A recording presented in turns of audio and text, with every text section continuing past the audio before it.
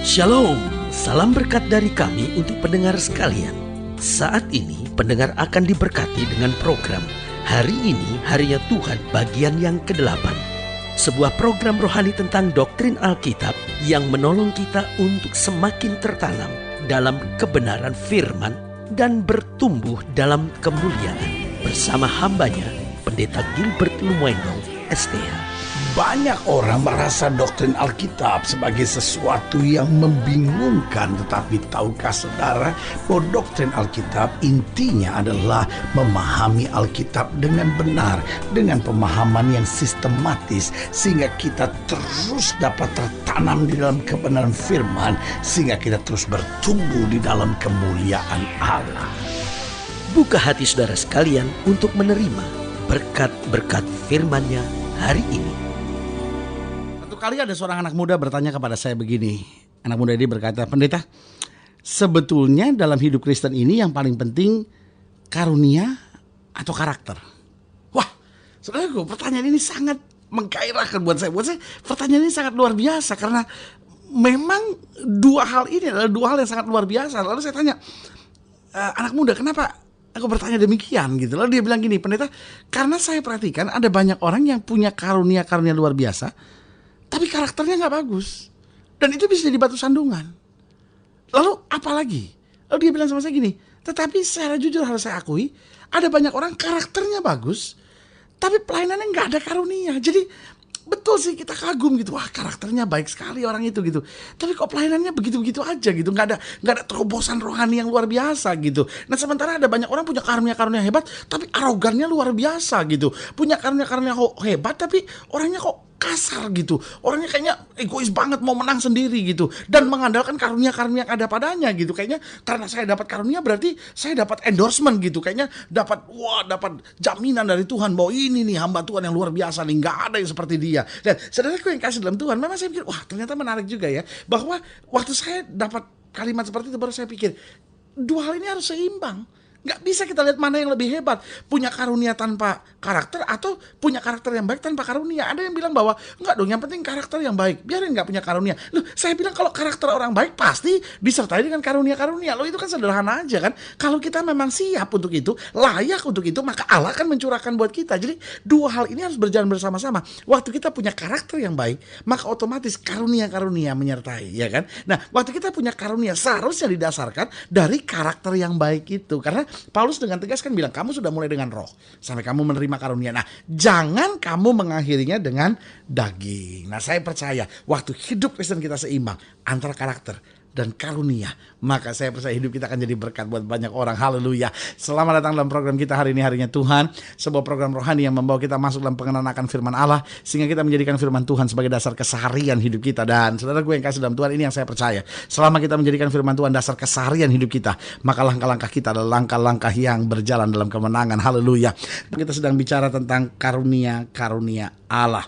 Nah, saya percaya karunia-karunia Allah adalah sesuatu yang sangat penting, karena setiap kita seharusnya menyadari bahwa kita membutuhkan karunia Allah.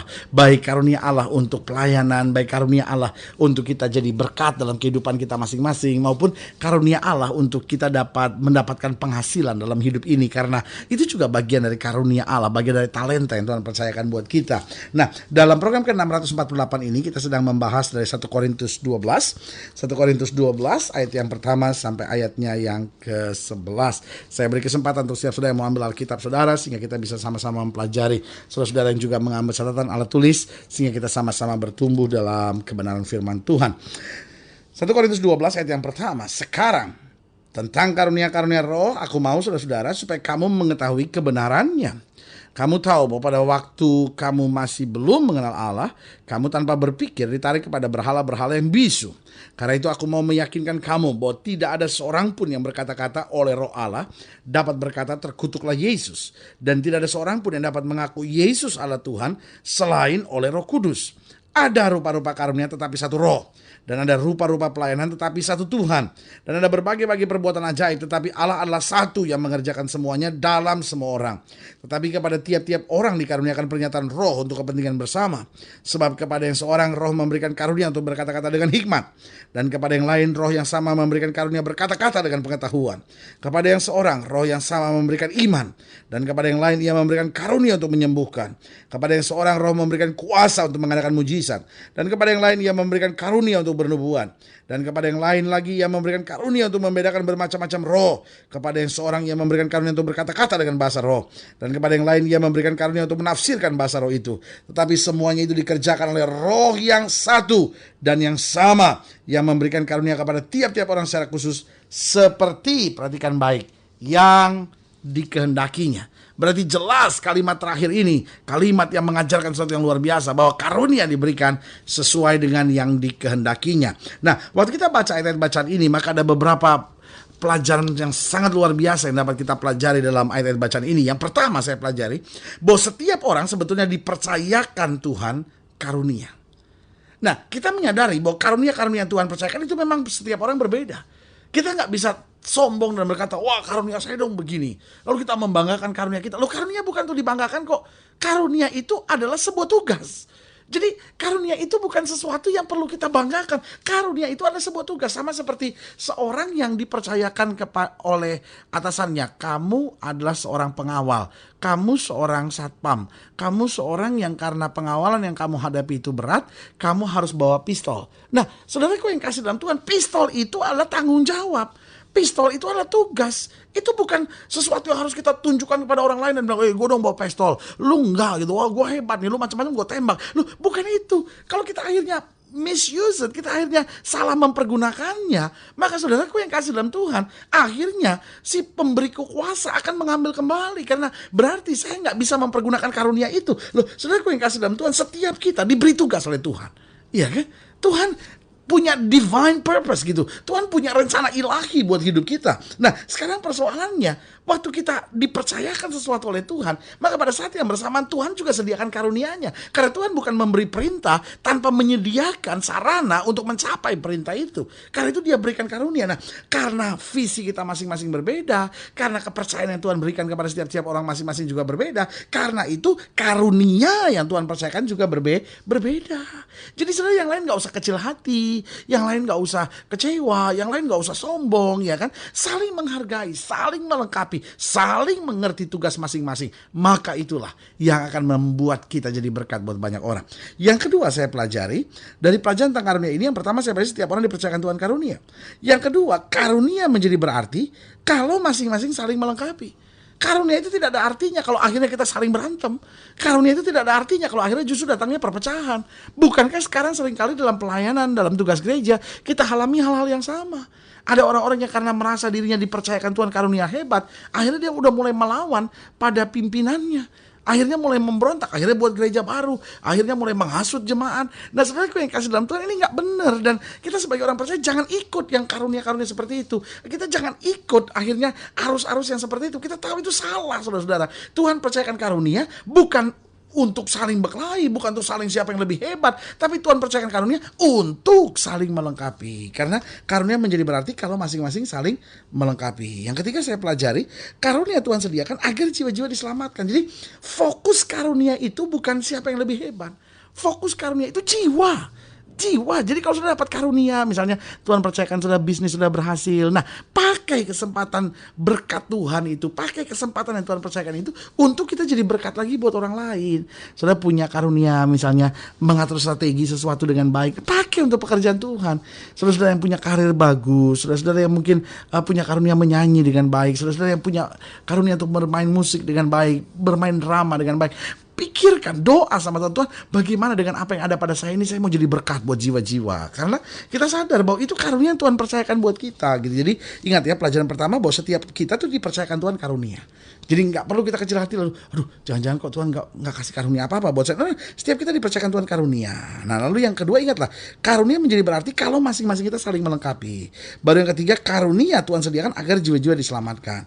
Nah yang keempat, yang terakhir yang perlu kita mengerti bahwa tujuan akhir dari karunia adalah kemuliaan bagi Tuhan dan perluasan kerajaan Allah di bumi. Jadi tujuan akhirnya adalah supaya nama Tuhan dipermuliakan, kerajaannya diperluas. Makanya murid-murid datang berkata, Tuhan, bahkan setan-setan takluk kepada kami demi namamu. Yesus bilang jangan bersukacita karena setan-setan takluk, tapi bersukacita karena namamu terdaftar di sorga. Jadi Tuhan tertarik pada perluasan pekerjaan Allahnya ini, supaya kamu terdaftar, supaya kamu diselamatkan. Karena Yesus mengerti betul gitu bahwa pencuri itu datang hanya untuk mencuri, membunuh, membinasakan. Setan mau sekali supaya saudara itu keluar dari kerajaan Allah. Setan mau sekali supaya banyak orang akhirnya terseret dan terlempar ke dalam neraka. Tapi saudaraku yang kasih dalam Tuhan, waktu Tuhan percayakan karunia buat kita, supaya kita lewat hidup kita, lewat pelayanan kita, lewat apa yang ada pada kita, kita bisa menyatakan kemuliaan Allah. Dan akhirnya bukan hanya menyatakan kemuliaan Allah, tapi akhirnya memperluaskan kerajaan Allah, sehingga lebih banyak orang diselamatkan, lebih banyak orang diberkati. Dan akhirnya kita melihat setan gak lagi punya kuasa. Karena apa? Karunia kita pakai untuk perluasan pekerjaan Tuhan. Saudara gue yang kasih dalam Tuhan, saya percaya karunia tidak pernah bisa dipisahkan dari pelayanan. Pelayanan itu selalu akan disertai dengan karunia. Karena Alkitab berkata bahwa tanda-tanda heran dan mujizat akan menyertai setiap orang yang percaya. Tetapi juga jangan salah, karunia yang Tuhan percayakan ini menuntut karakter yang luar biasa. Semakin kita dapat karunia yang luar biasa, maka semakin karakter kita harus kita jaga. Karena beberapa pelajaran penting sudah kita pelajari hari ini, bahwa setiap orang dipercayakan Tuhan karunia. Ingatlah, karunia menjadi berarti kalau masing-masing saling melengkapi. Karena karunia kita berbeda. Kenapa berbeda? Karena Allah kita adalah Allah yang kreatif. Saya percaya di balik perbedaan-perbedaan kita ada kreativitas Allah yang sangat luar biasa. Jadi saudaraku yang kasih dalam Tuhan, ketika rumah tangga berbeda, gak perlu ada keributan besar. Kalau ada perbedaan, ingatlah, itu kreativitas Allah. Segala sesuatunya akan menjadi lebih indah. Bahwa di tengah perbedaan, kita akan semakin dewasa, saling melengkapi, saling mengerti, saling memahami, saling mendorong dalam terang kasih Tuhan. Haleluya. Dan yang ketiga juga kita harus ingat bahwa karunia Tuhan sediakan agar jiwa-jiwa diselamatkan. Dan akhirnya tujuan akhir dari karunia adalah kemuliaan bagi Tuhan dan perluasan kerajaan Allah di bumi ini. Haleluya. Saudara yang kasih dalam Tuhan, saya percaya bahwa hari ini kembali adalah hari di mana Tuhan menjawab persoalan kita, supaya kita hidup dalam karunia Allah dan jadi berkat buat banyak orang. Kalau sedang dilayani lebih jauh, hubungi kami melalui telepon, hubungi kami melalui surat, kunjungi website kami. Karena kami ada untuk membawa Bapak Ibu Saudara senantiasa lebih dekat pada Tuhan, mengalami kasih kuasa mujizat yang luar biasa. Haleluya. Melalui program ini secara khusus juga saya mau berdoa untuk setiap pendengar sekalian, saudara-saudara yang sakit, saudara-saudara yang berbeban berat, saudara-saudara yang sedang dalam masa-masa yang sukar, bahkan saudara-saudara yang hari-hari ini rindu sekali karaktermu diubahkan, karunia-karunia Allah dicurahkan. Kita mau berdoa untuk setiap saudara sekalian, karena kita percaya bahwa bagi Allah tidak ada perkara yang mustahil. Saudara yang didoakan boleh taruh tangan kanan saudara di dada dan kita doa. Bapa dalam nama Yesus, hamba doa buat yang sakit, hamba doa buat yang berbeban berat, hamba doa buat setiap rumah tangga yang sedang goncang, orang-orang muda yang sedang membutuhkan jamahan Tuhan, setiap pendengar yang sedang membutuhkan mujizat. Bapa, hamba doa di dalam nama Yesus, kemuliaan Tuhan nyata. Bahkan mereka yang rindu untuk karakternya diubahkan, karunia-karunia Allah dicurahkan. Bapa, hamba berdoa di dalam nama Yesus, terjadi sesuai dengan iman mereka, sehingga hidup mereka boleh jadi berkat dan hidup mereka boleh meluaskan pekerjaan Tuhan. Terima kasih Bapa, di dalam nama Yesus kami berdoa. Haleluya. Amin.